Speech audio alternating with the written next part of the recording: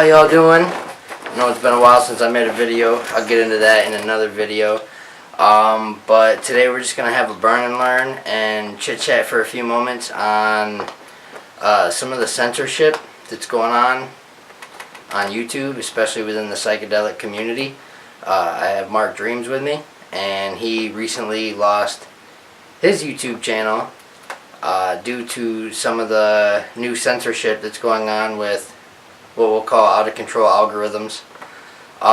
So I'll let him explain for a few moments his whole situation, so you guys can, anyone that watches this can kind of understand what's going on from his point of view and the point of view of other people that are having their videos censored and losing their channel because he's been in contact with a few of them as well. So basically, I guess I can start with, I had my YouTube channel, and I just talked about, kind of just my experiences, my psychedelic experiences. It started with just talking about my DMT experiences and like trip reports. I started documenting basically like I guess I called it my trip documentaries, where I would document me taking the substance and the actual experience, and then have a trip report later about the experience, about like what was going through in my mind. But I really just wanted to start showing people, I guess, the experience that you can have, with these psychedelics, because you can read about someone's experience, but I know a lot of people say that you can't learn from watching, you're not going to learn everything, but I feel like it's about learning every different side and about getting it out as much as you can, and like that's really what I tried doing. But what's crazy is, as this censorship started happening, I wasn't even really making necessarily psychedelic content at the time. Like at the time of this happening, I haven't done really psychedelics really in like a year. I did shrooms like, I don't know, like 6 months ago, but it wasn't, like I haven't really been taking it deep like I used to, and I haven't really been talking about it either. Like I've been more focused on other things that's going on in my life, because the YouTube channel became just a documentation of my journey, and the journey just so happened to lead me away from psychedelics briefly, but now, it's never away from them forever. It's always you go back to that, because life itself is psychedelic. But it's like, with this whole censorship thing, the first video that got striked was a YouTube documentary. It was like a little mini, like 30-minute documentary about the first time I took capsuled ayahuasca. And after that, I tried, removing that strike. Like I wrote YouTube, and it didn't work. So then I got another strike for another video, which was called The Experiment, and it was basically me smoking DMT on the peak of a shroom trip, and it like had little clips of the actual experience mixed in with a trip report, and then that got flagged. And then another video got flagged, and then my channel got completely deleted. And still to this day, like I'm still going, but like I just sent them another email, because I'm still trying to get the channel back. Like I don't want to just give up on it. So like I'm still trying to get it back. But I had to make Mark Dreams 2 YouTube channel, and I'll probably make a Mark Dreams 3 just as a backup. And then like soon we're gonna have the Mind Abyss podcast YouTube channel. But it's like, with the thing with censorship, it's not just me that's being affected. Like the whole psychedelic community has been affected.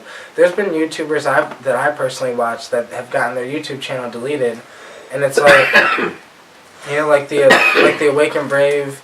Quantum Kitty doesn't have her channel deleted yet, but she's being censored as well. It's just, it doesn't matter if you're small, big. Because I think the algorithms might have a little something to do with maybe possibly how many subscribers you have as well. Because I've got a video talking about, the title is DMT Alien Abduction Experience, and that hasn't been flagged, it hasn't been removed, anything, though I've only got 87 subscribers at the moment. It makes me wonder if there's like a number for like 1,000 subscribers or more, if those are the ones the algorithm's really looking for. Right. But even though we don't know, because we don't know who wrote the algorithms or what they're really even searching for. That's true, because it's just weird that I mean, weed tubers are starting to get affected now. And that's crazy because it's legal in so many states.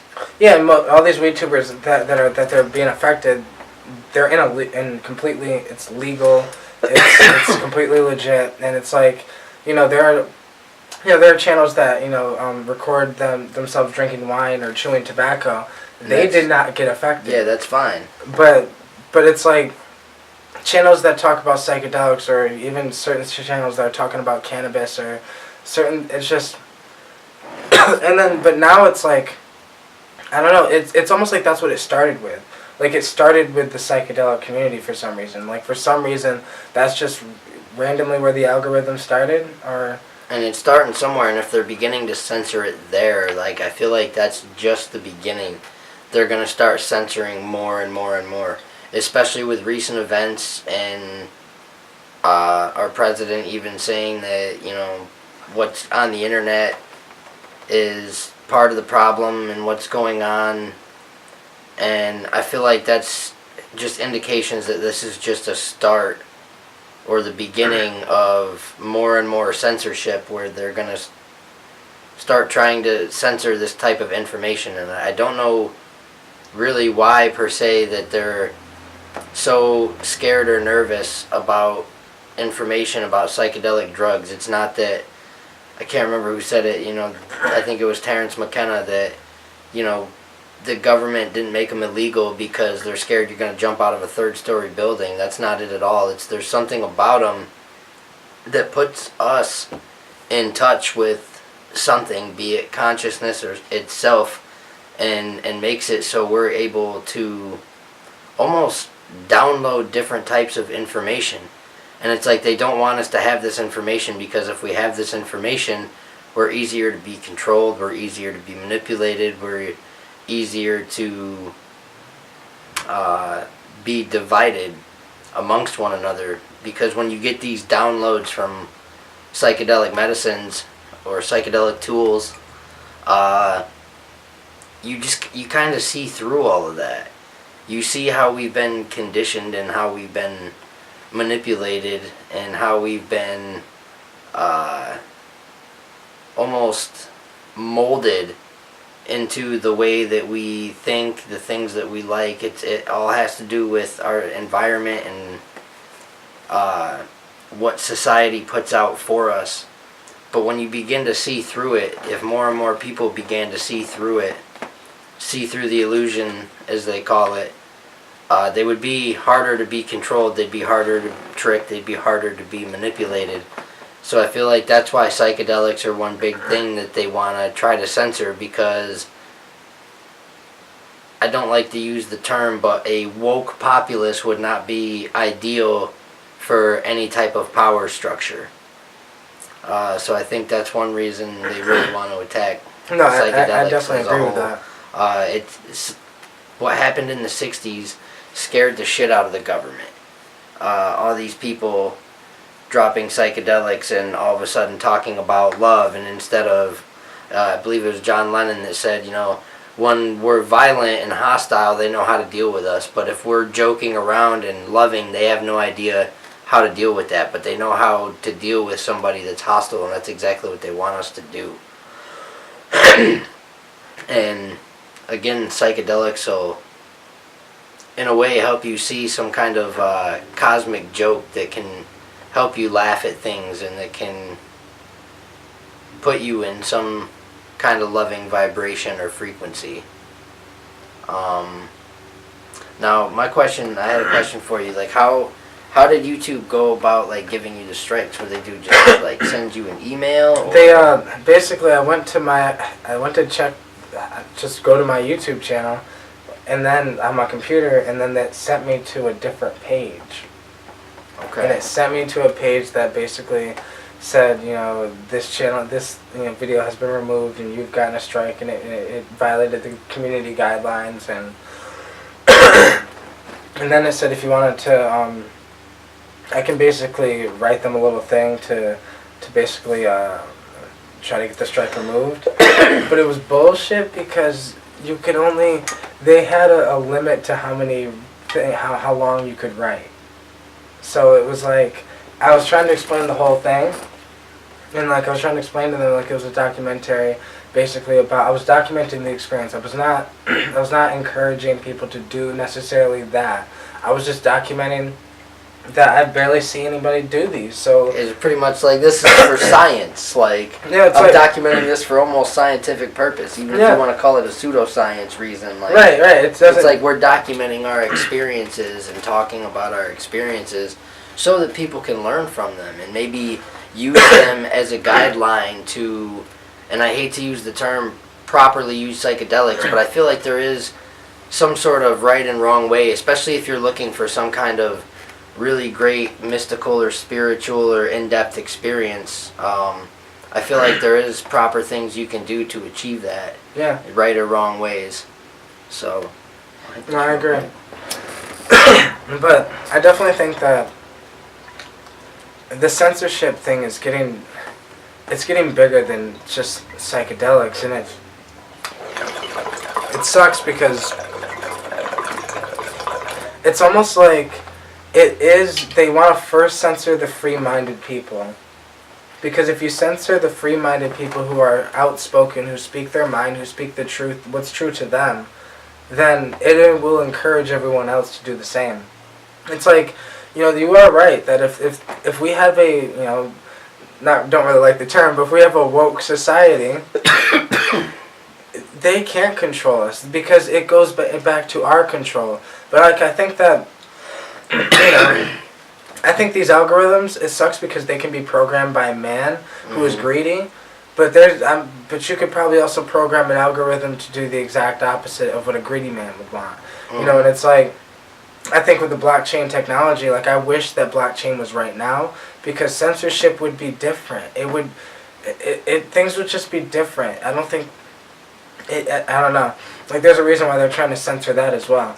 Like there's a reason why they're trying to censor other websites that use that, like mine's like. Not hating on rap music or anything, but I mean you got music out there talking about doing Molly and Percocet together, and music videos of half-naked girls shaking their ass around, people talking about, shooting guns off at one another, things that, aren't really appropriate for little kids either, that little kids can access. But yet somebody that's talking in depth about what they experienced, a very real experience on a psychedelic, they're now not allowed to talk about that, but you can go see stuff like that. Nothing like that is censored in any way. When we're not talking about anything violent, we're not talking about anything harmful. What we're doing to ourselves isn't harmful. Other people might think it is. But well, I mean, because we're being safe about it, yeah, though. we're being smart and safe about it. We know what we're getting into, and we're pretty experienced with what we're doing. I like to think I know quite a bit about the psychedelic experience, but at the same time, I like to think I know nothing about it. Because the psychedelic experience really is so in-depth, it's hard to put human words to it, but that's why we're making these videos, to actually try to put human words to these experiences that are just as real as any other human experience that we have.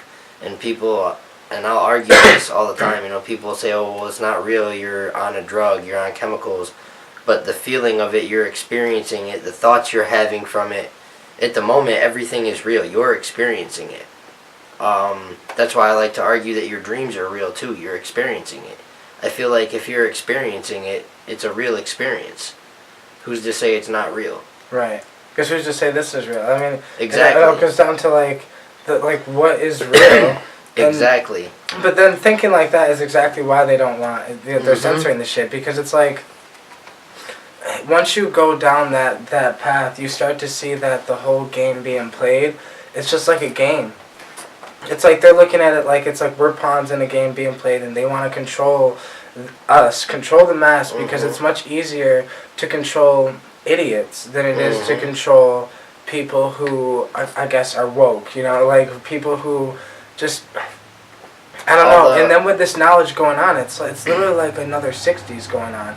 Like with the knowledge with the internet, like that whole thing where it's like the revolution won't be televised, like that's all true because I think the revolution was going on already. Like psychedelics broke out like in 2012. It's almost like on the internet, like on YouTube. Something definitely happened around that time where psychedelics went from like just kind of like a novelty that people were doing to all of a sudden now there's a lot of people all over the world talking about doing them, talking about their experiences, what they experienced, how it changed them in a positive way.